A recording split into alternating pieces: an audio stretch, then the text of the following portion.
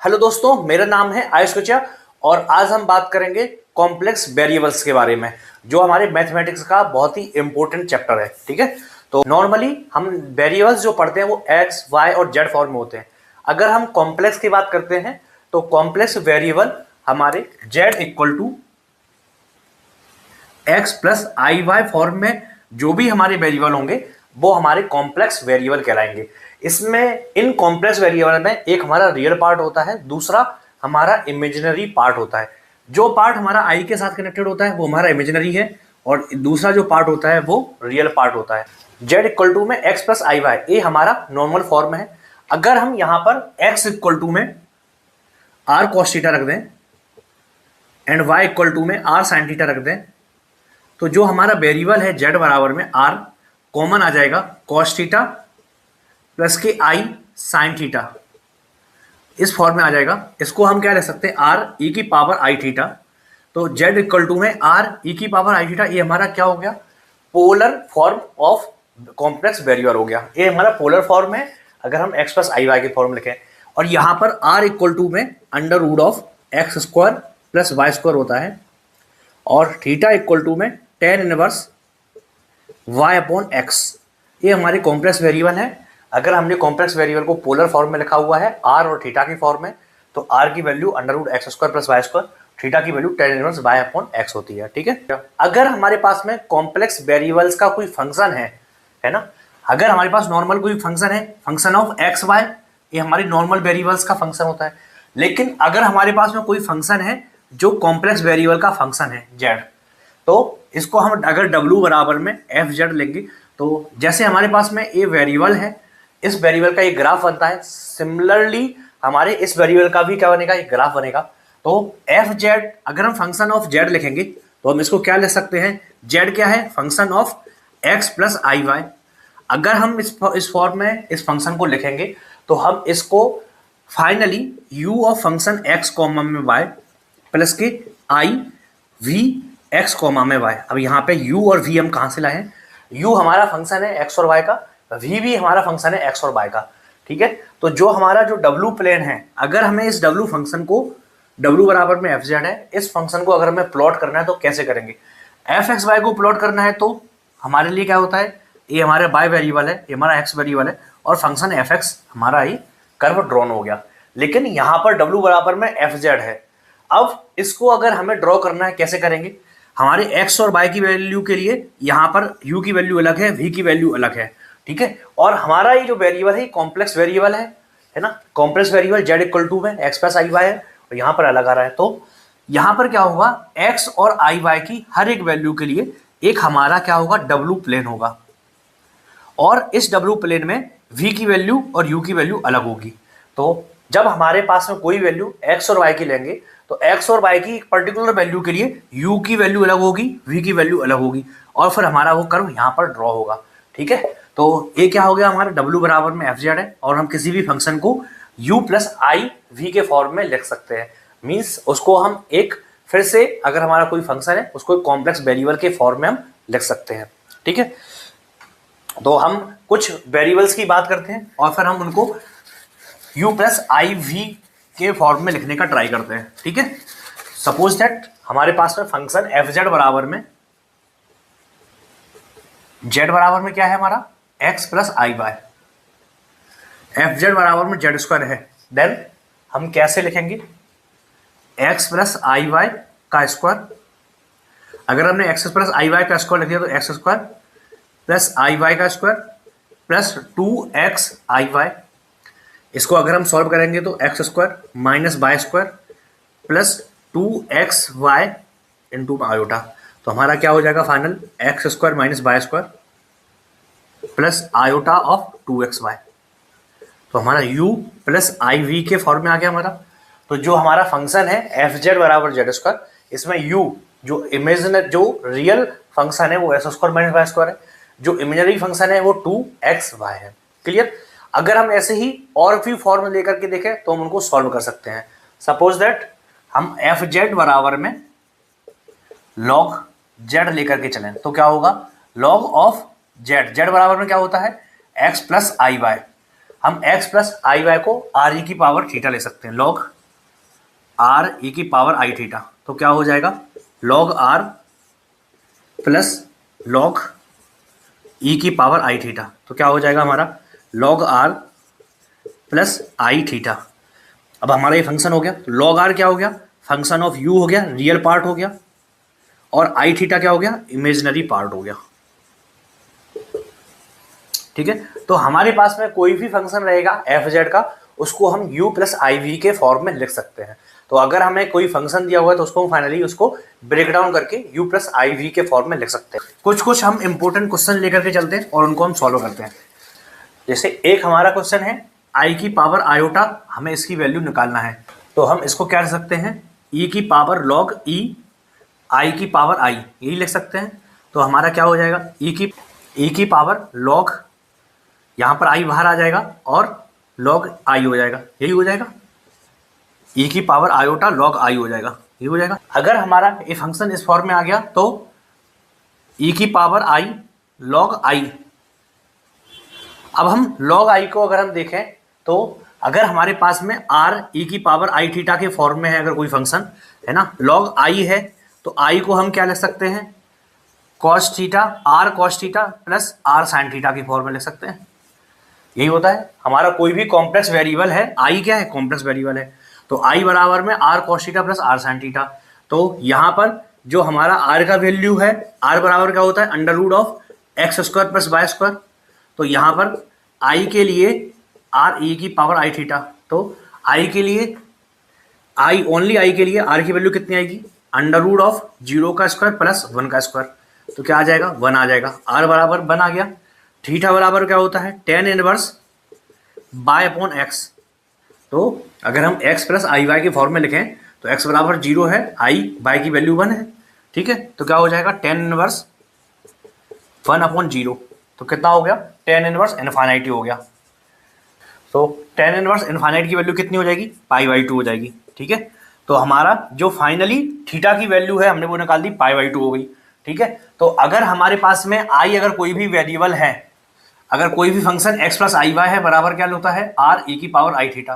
तो r की value कितनी है हमारी, r की वैल्यू 1 आ गई है, e की पावर i का i रहेगा, थीटा की वैल्यू कितनी है, पाई बाई 2 हो जाएगा।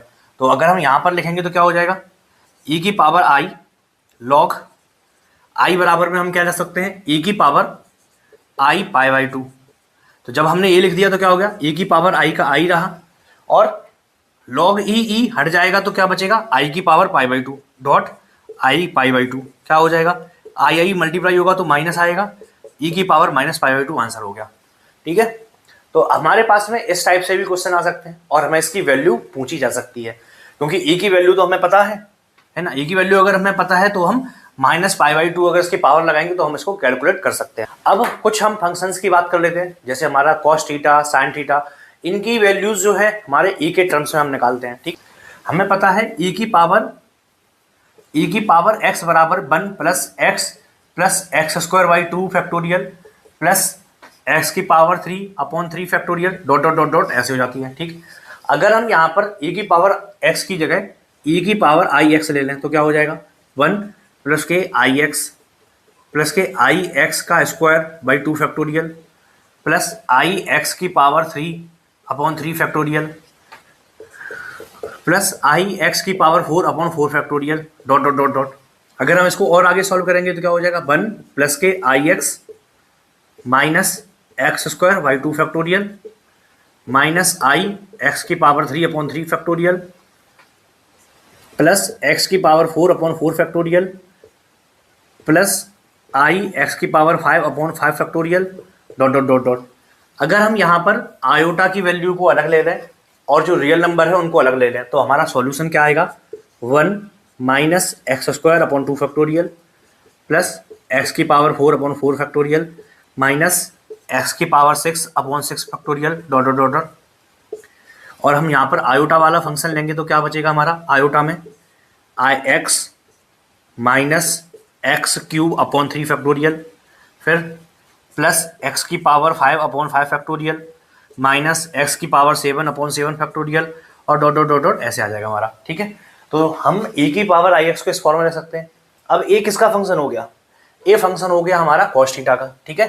तो क्या हो जाएगा, कॉस थीटा बराबर होता है तो क्या हो जाएगा कॉस एक्स प्लस के, यहाँ पर आई लगा है, आई हो गया आई इंटू में साइन एक्स।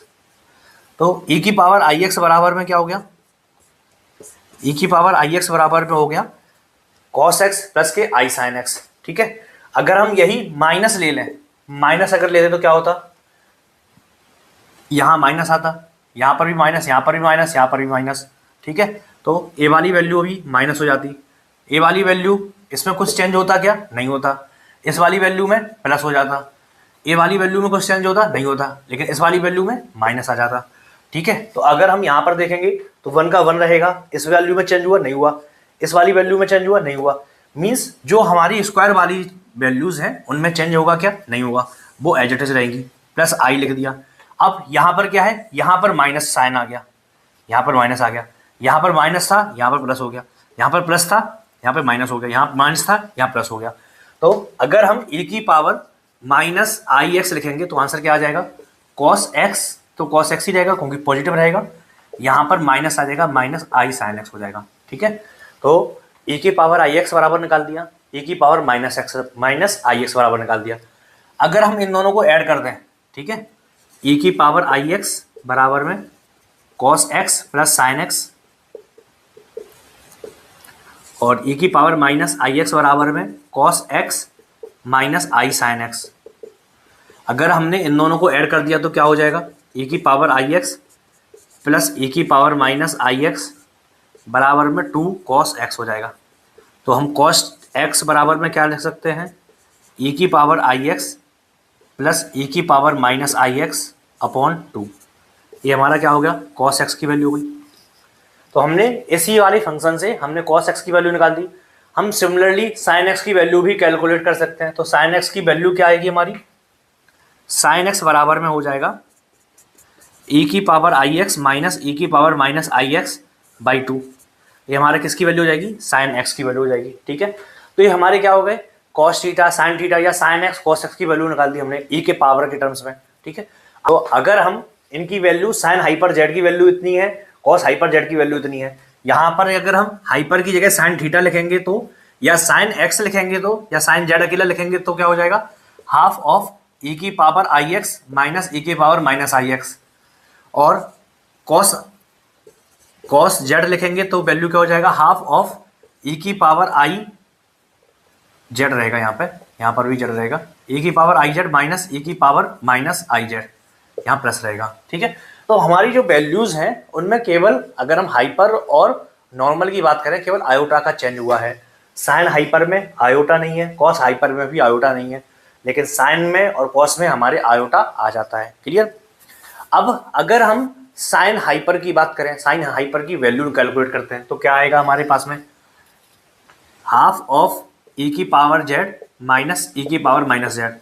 तो हम कैलकुलेट करें तो हाफ को हटा देते हैं पहले, क्या हो जाएगा हमारा 1 प्लस के x square upon 2 factorial plus x cube upon 3 factorial dot dot dot dot minus 1 minus x plus x square upon 2 factorial minus x cube upon 3 factorial dot dot dot dot.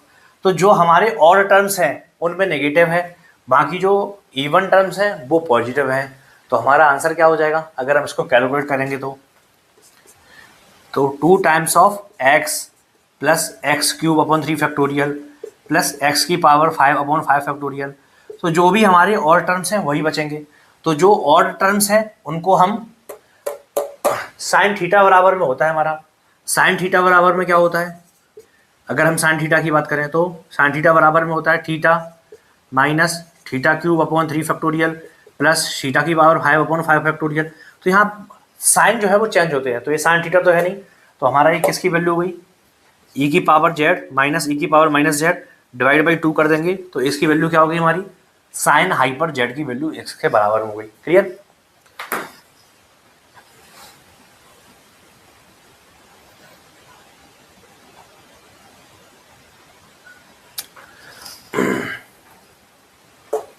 Sine theta बराबर में इतना है, ठीक है, और ये हमारी किसकी वैल्यू है, साइन हाइपर जेड की, ठीक है। ये हमारा किसके बराबर है, साइन हाइपर जेड के बराबर में, ठीक है। साइन हाइपर जेड या साइन हाइपर एक्स हो जाएगा, सॉरी, क्योंकि यहाँ पे एक्स है, ठीक है। तो अगर हम साइन एक्स की बात करेंगे तो साइन एक्स बराबर में x minus x cube upon 3 factorial plus x की power 5 upon 5 factorial dot dot dot ऐसा है, ठीक है। तो अगर हम एक्स की जगह पे यहाँ पे आई एक्स रख रहे हैं तो क्या हो जाएगा, साइन ऑफ आयोटा एक्स क्या हो जाएगा, आयोटा ऑफ एक्स हो जाएगा, माइनस यहाँ पर रखेंगे तो plus iota x cube upon 3 factorial, फिर यहाँ पर प्लस क्या आ जाएगा, आई एक्स की power 5 upon 5 factorial dot dot dot dot. तो जितने भी टर्म्स हैं वो सारे हमारे पॉजिटिव हो जाएंगे और आयोटा हमारा बाहर आ जाएगा। तो क्या हो जाएगा, साइन आयोटा ऑफ एक्स बराबर में आयोटा बाहर आ गया, x plus x cube upon 3 factorial plus x की power 5 upon 5 factorial dot dot dot dot, यही हो गया। तो अगर हम यहाँ पर देखें तो साइन हाइपर एक्स की वैल्यू है ना ये, तो और ये वैल्यू किसकी है, साइन हाइपर की। तो साइन आयोटा ऑफ एक्स बराबर में iota of sine hyper x, ठीक है। लेकिन अगर हम यही कॉस के लिए कैलकुलेट करेंगे तो क्या हो जाएगा, कॉस ऑफ आयोटा एक्स बराबर में कॉस हाइपर है। तो हमारे साइन हाइपर कॉस हाइपर की वैल्यू हमने कैलकुलेट कर ली, ठीक है। अब कुछ हम क्वेश्चंस देखते हैं और उन क्वेश्चंस को हम सॉल्व करते हैं। तो अब अभी हम कॉम्प्लेक्स वेरिएबल में नेक्स्ट हम बात करेंगे डिफरेंशिएबिलिटी के बारे में, ठीक है, डिफरेंशिएबिलिटी के बारे में। अगर हमारा नॉर्मल फंक्शन होता है तो नॉर्मल फंक्शन किसका होता है, एक्स और वाई का फंक्शन होता है। अगर एक्स और वाई का फंक्शन होता है तो हम किसकी बात करते हैं, हम नॉर्मल फंक्शन में लिमिट्स की बात करते हैं, देन कंटिन्यूटी की बात करते हैं, देन हम डिफरेंशिएबिलिटी की बात करते हैं। अब हमारा नॉर्मल फंक्शन जो रहता है वो नॉर्मल वेरिएबल का फंक्शन रहता है, लेकिन अगर हमारा कॉम्प्लेक्स फंक्शन है ना, तो वो क्या है, कॉम्प्लेक्स वेरिएबल होंगे उसके अंदर।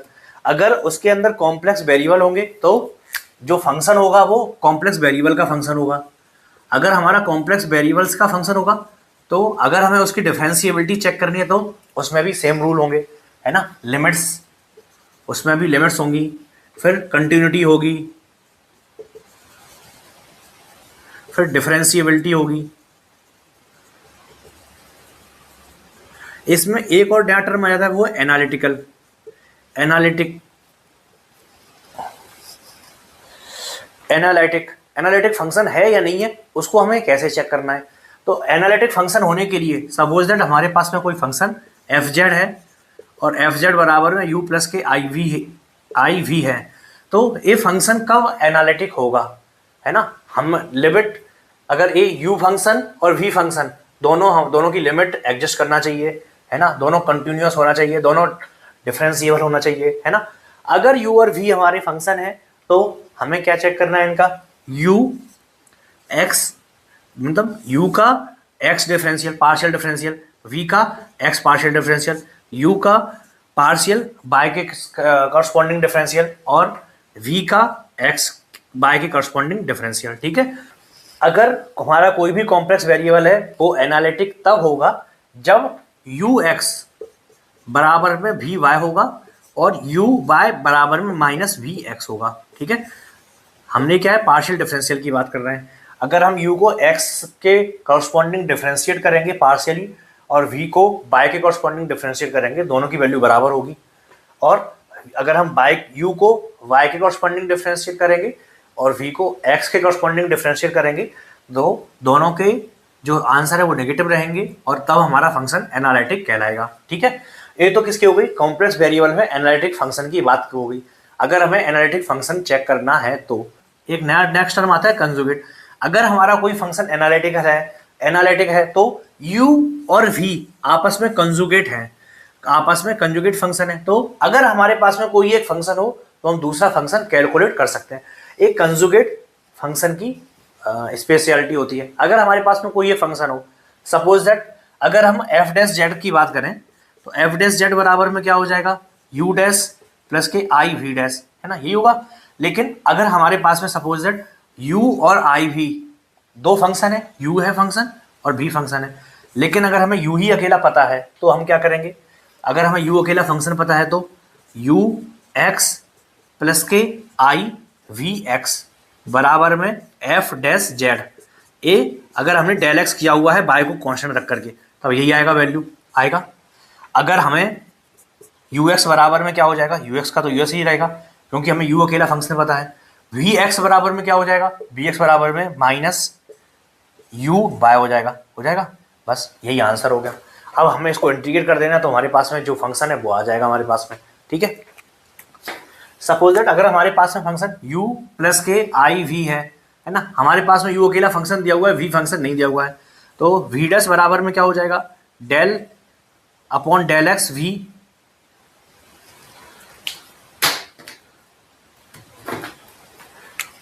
Del upon del x v into में d x plus del v upon del y into में डी वाई। तो v डैश बराबर में क्या हो जाएगा, del v upon del x means del v upon del x क्या हो जाएगा, माइनस यू वाई इंटू में d x plus del v upon del y बराबर क्या हो जाएगा, यू एक्स प्लस के यू एक्स इंटू में डी वाई। अगर हम इसको इंटीग्रेट कर देंगे तो हमारा आंसर आ जाएगा। यहाँ पर डी एक्स है तो हमारे बाय वेरिएबल कांस्टेंट रहेंगे और यहाँ पर जो भी एक्स वेरिएबल है वो कांस्टेंट रहेंगे। ठीक है, तो अगर हम इसको इंटीग्रेट कर देंगे तो हमारे पास में फाइनली v की वैल्यू आ जाएगी। ठीक है, तो एक तो हमारे पास में ए मेथड हो गई जिससे हम u और v फंक्शन को आपस में कंजुगेट है इसलिए हम कैलकुलेट कर सकते हैं। लेकिन अगर हमारे पास में इस टाइप से फंक्शन दिया हुआ है तो हम इस फंक्शन को एफ डैश जेड के फॉर्म में लिख करके हमने u x minus u i u v के फॉर्म में लिख दिया। मतलब जो हमारा x के करस्पॉन्डिंग अगर हम डिफ्रेंशिएट करेंगे तो यू एक्स प्लस के आई वी एक्स होगा और यू एक्स में यू एक्स की वैल्यू रख दी, वी एक्स की जगह हमने माइनस यू वाई रख दिया। ठीक है, अब हमें यहाँ पर क्या करना है, जहाँ कहीं पर भी x है वहाँ पर z रख देना है और जहाँ कहीं पर भी y है वहाँ पर 0 रख देना है और फिर इसको हमें z के करस्पॉन्डिंग इंटीग्रेट कर देना है तो हमारा आंसर आ जाएगा। ठीक है।